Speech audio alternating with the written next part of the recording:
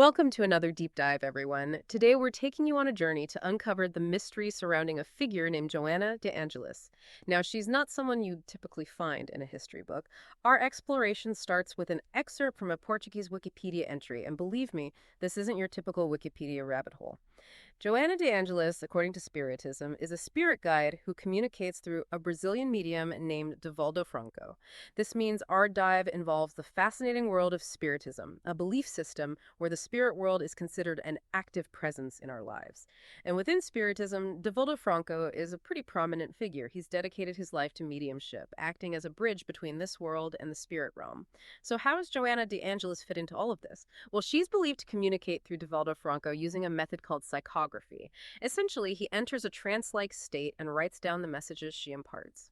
Imagine for a moment it's December 5th, 1945. Divaldo Franco experiences this initial contact, this sudden influx of profound insights from a spirit friend, as he described it.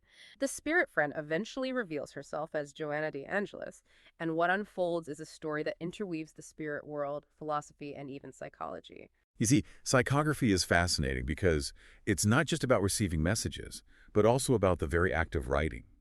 Spiritists believe that spirits can influence the physical world in subtle ways, and psychography, in this case, is seen as a manifestation of Joanna de Angelis's energy working through Divaldo. And these aren't just fleeting messages. We're talking about a vast body of work attributed to Joanna de Angelis, dozens of books encompassing philosophy, religion, psychology, and, of course, spirituality. It's incredible to think that through Divaldo Franco, this outpouring of knowledge has reached people globally. And one of the most intriguing aspects of this collection is the Series Psychologica, or psychological series, which is a set of 16 books that delve into the intersection of Spiritist doctrine and modern psychology. It's here that we see a bridge between what some might consider mystical or spiritual and the realm of modern psychological thought. The Series Psychologica, for instance, explores concepts like Jungian and transpersonal psychology, but through the lens of Spiritist beliefs. That's fascinating. It's like she's taking these established psychological frameworks and then presenting them with a unique spiritual perspective. Precisely. For example, one of the core tenets of Spiritism is the concept of reincarnation.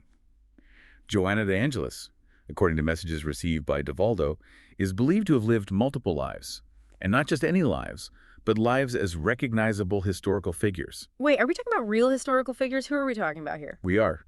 According to Divaldo Franco, Joanna de Angelis has been revealed as Joanna de Cusa, a follower of Jesus who was allegedly martyred for her faith. Oh, wow. Saint Clare of Assisi, the 13th century founder of the Order of Poor Clares. Right. So Juana Inés de la Cruz, the brilliant 17th century Mexican poet, and nun, and finally Joanna Angelica de Jesus, a Brazilian nun who met a tragic end during the fight for Brazil's independence. Yep. It's a lot to take in, right?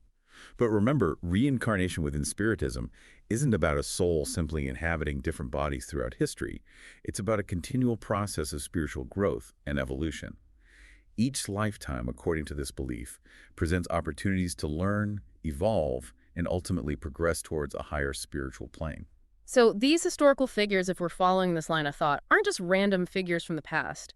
They represent different stages in a much larger interconnected spiritual journey for Joanna de Angelis. Exactly.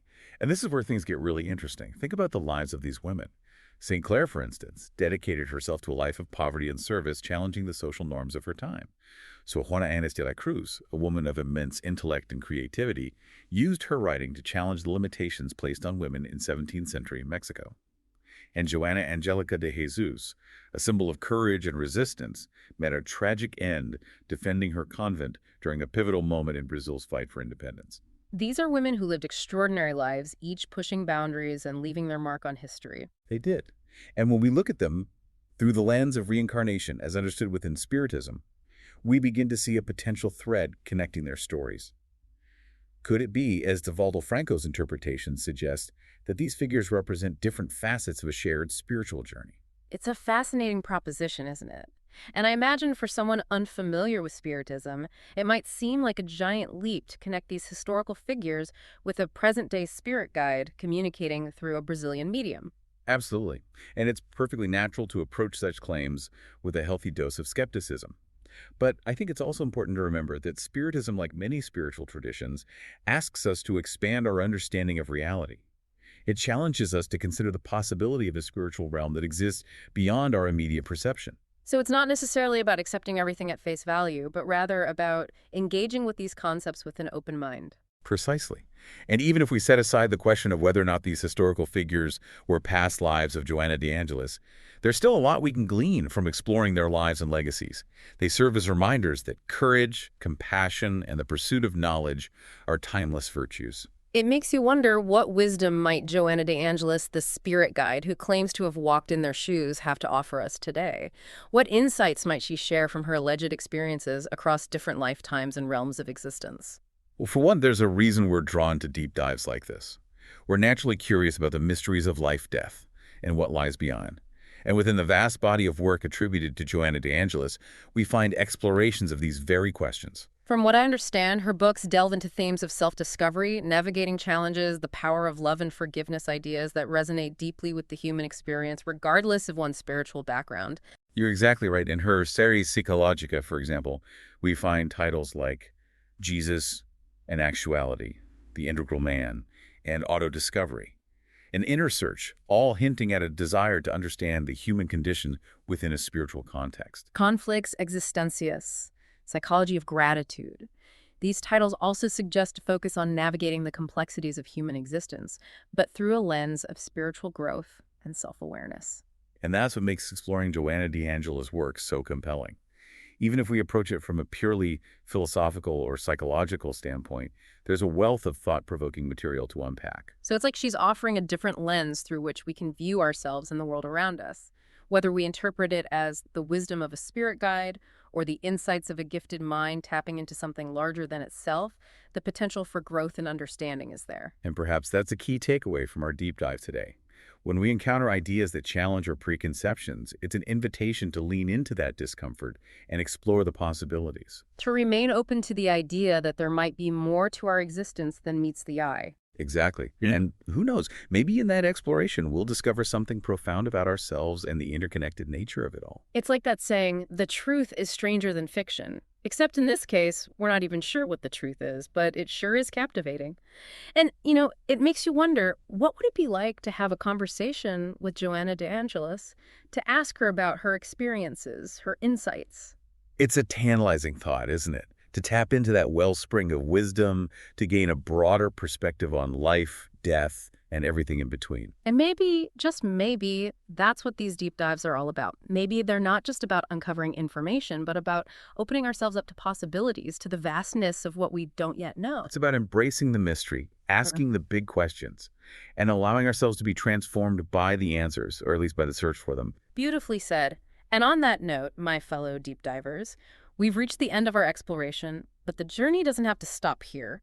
If this conversation sparked your curiosity, we encourage you to do your own research, to delve into the world of Spiritism, to explore the works of Joanna de Angelis, and most importantly, to draw your own conclusions. Who knows what wonders you might uncover along the way? As we wrap up this deep dive, I'm left with a sense of wonder. We started with a question. Who is Joanna de Angelis? And while we may not have definitive answers, we've uncovered a fascinating tapestry of ideas, experiences, and perspectives. It's a journey that continues beyond this conversation, a journey that invites us to expand our understanding of consciousness, history, and the mysteries of life itself. So as you go about your day, remember this. The world is full of stories waiting to be discovered, and sometimes the most intriguing ones reside in the places we least expect. Stay curious, keep exploring, and perhaps in your own journey of discovery, you'll encounter your own whispers from beyond the veil. Until next time, happy exploring.